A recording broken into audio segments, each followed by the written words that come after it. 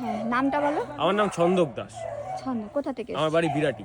আচ্ছা, ঘটনাটা কি হয়েছে একটু বলো। ঘটনাটা কালকে রাত্রে আমি বিরাটি মোড়ে যেমন যাই তো গেছিলাম একটা চা খাওয়ার জন্য, তখন আমি গিয়ে দেখি যে এখানে ওনার এরকম একটা কুকুর, যাকে বিস্কুট দিয়েছিলাম, এই খেতে পারছিল না।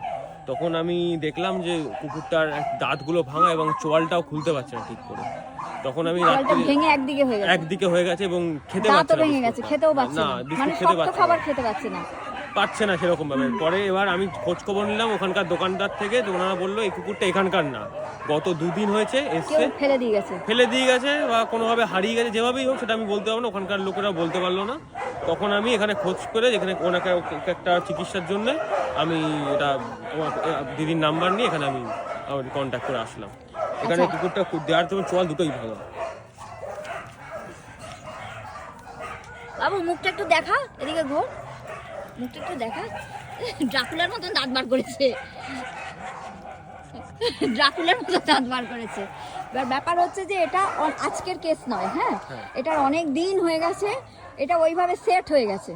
যে দাঁত ভেঙে গেছে সে দাঁত আর নতুন করে গজাবে না, আর চোয়াল যেভাবে সেট হয়ে গেছে ওটাকে আর নতুন করে খুলে সেট করা যাবে না। তো ওর ট্রিটমেন্টের কোনো ব্যাপার কিন্তু আর নেই। একটাই ব্যাপার আছে যে ওকে একটু সেমি লিকুইড খাবার দিতে হবে, তাহলে ও খেতে পারবে। ঠিক আছে, ওই জন্য ওর চেহারাটা হয়তো একটু খারাপ হয়ে গেছে, কারণ রাস্তায় আর ওকে কে সেমি লিকুইড খাবার দেবে, কেউ দেবার নেই।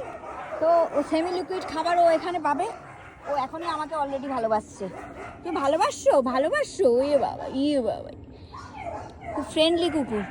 তো যাই হোক, হতে পারে কি বাজির জন্য চলে এসছে, বাজির আওয়াজে ভয় পেয়ে চলে এসছে, এটাও হতে পারে, কিছু তো বলা যায় না। কদিন তো খুব বাজি টাজি ফেটেছে।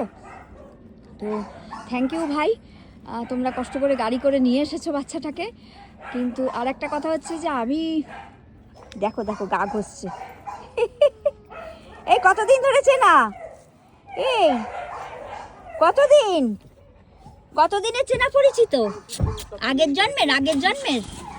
আচ্ছা, আমি তোমাদের কাছে কোনো টাকা ডিমান্ড করেছি ওর জন্য? না, মানে ক্যামেরায় বলতে বারণ করেছি এরকম কোনো ব্যাপার? না, এরকম কোনো ব্যাপার না, একদম এরকম কোনো ব্যাপার না। আমি ফোন করেছিলাম, আপনি আমাকে আসতে বলেছিলেন, আমি নিয়ে এসেছি। আর কোনো টাকা পয়সার কোনো গল্প নেই। আর আমার বাচ্চাটা কিরকম স্বাগত করছে? আচ্ছা, তোমার মা আমার ফলোয়ার? হ্যাঁ, আমার মা আপনার ভিডিও দেখে। আচ্ছা, ঠিক আছে, থ্যাংক ইউ যে বাচ্চাটাকে তুমি একটুখানি ব্যবস্থা করলে, কারণ এভাবে রাস্তায় ও মরে যেত। ও তো লিকুইড খাবার ছাড়া খেতে পারবে না, ও বাঁচতে পারতো না। এই কলারটা খুলে পিঙ্কি রানী, আয়।